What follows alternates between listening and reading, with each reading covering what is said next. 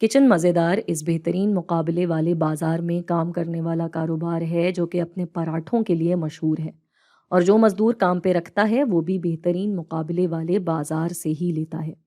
الف، دو گرافس ایک دوسرے کے برابر میں بنائیں، ایک مزدوروں والے بازار کے لیے اور ایک کچن مزیدار کے لیے، اور ان میں مندرجہ ذیل دکھائیں۔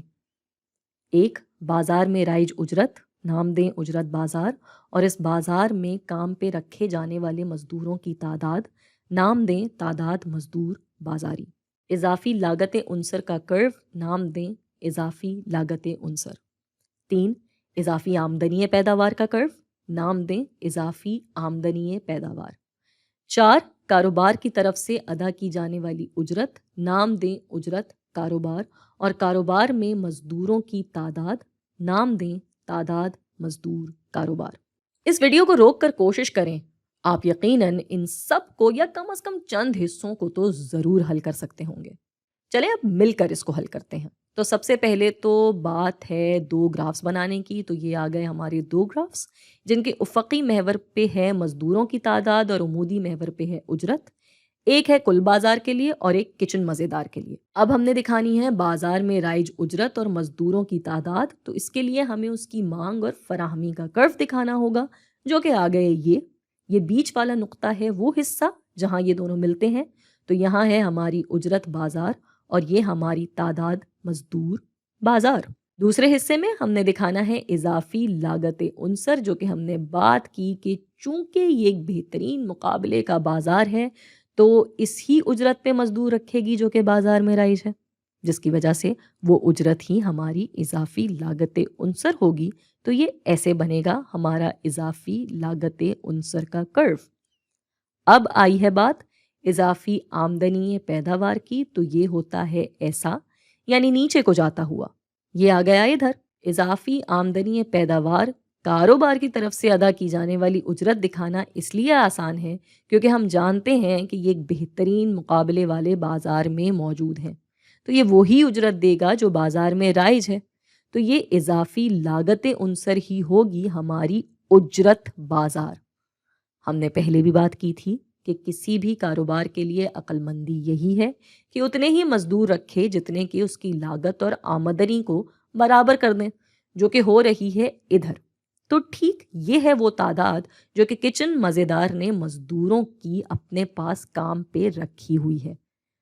تو یہ تو ہو گیا حل۔ اب آگے بڑھتے ہیں۔ بے، تصور کریں کہ کچن مزیدار کے پراٹھوں کی قیمت میں اضافہ ہو جاتا ہے۔ ایک مختصر مدت میں کچن مزیدار کی طرف سے دی جانے والی اجرت میں اوپر والی اجرت سے کمی آئے گی، زیادتی ہوگی، یا وہی رہے گا؟ تو کیا بنے گا اس کا جواب؟ بالکل ٹھیک، کچن مزیدار بہترین مقابلے والے بازار کے اصولوں پہ کام کرتا ہے، چنانچہ مختصر مدت میں وہی اجرت ادا کرے گا جو پہلے کر رہا تھا۔ دو، مختصر مدت میں کچن مزیدار کے رکھے ہوئے مزدوروں کی تعداد پہ کیا فرق پڑے گا، تفصیل سے سمجھائیں۔ تو مختصر مدت میں اجرت تو وہی دی جائے گی، لیکن چونکہ پراٹھے کی قیمتیں بڑھنے کی وجہ سے اضافی آمدنی پیداوار اوپر کو چلی گئی ہے، تو اب یہ برابر ہو جائے گا لاگت کے ایک نئے نقطے پہ، جو کہ نشاندہی کر رہا ہے کہ کچن مزیدار اب مزید مزدور کام پہ رکھے گا۔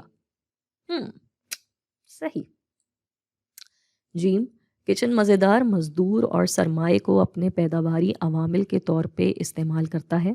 سرمائے کی آخری اضافی پیداوار 4000 یونٹس تھی اور مزدور کی 3000۔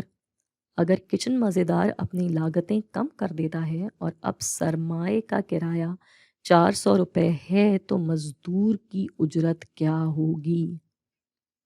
اچھا، یہاں انہوں نے ہمیں کچھ چیزیں دی ہوئی ہیں۔ سرمائے کی اضافی پیداوار ہے 4000، مزدور کی 3000، سرمائے کا کرایہ یا قیمت ہے 400۔ اب ہم نے ڈھونڈنی ہے مزدور کی قیمت یا اجرت۔ پچھلی ویڈیو میں ہم نے پڑھا تھا کہ کاروبار وہاں تک پیسہ ان دونوں میں لگاتا رہے گا جب تک کہ ان دونوں سے ملنے والا فائدہ ایک سا نہ ہو جائے، اور یہاں لکھا بھی ہوا ہے کہ کچن مزیدار اپنی لاگتیں کم کر دیتا ہے، تو مطلب یہاں پہ دونوں سے ملنے والا فائدہ ایک ہی ہونا چاہیے۔ تو وہ کیا ہے؟ ہم نے سیکھا تھا کہ اس فائدے کا پتہ ہمیں چلتا ہے اضافی پیداوار کو قیمت سے تقسیم کر کے۔ تو سب سے پہلے ہم یہ فائدہ نکال لیں گے اس سرمائے کا۔ یہ ہوا 4000 تقسیم کیا 400 سے تو یہ 10۔ اب آتے ہیں مزدور پہ، تو یعنی ادھر تھا 3000، جواب ہے 10، تو یہاں اس کی قیمت ہو گئی 300۔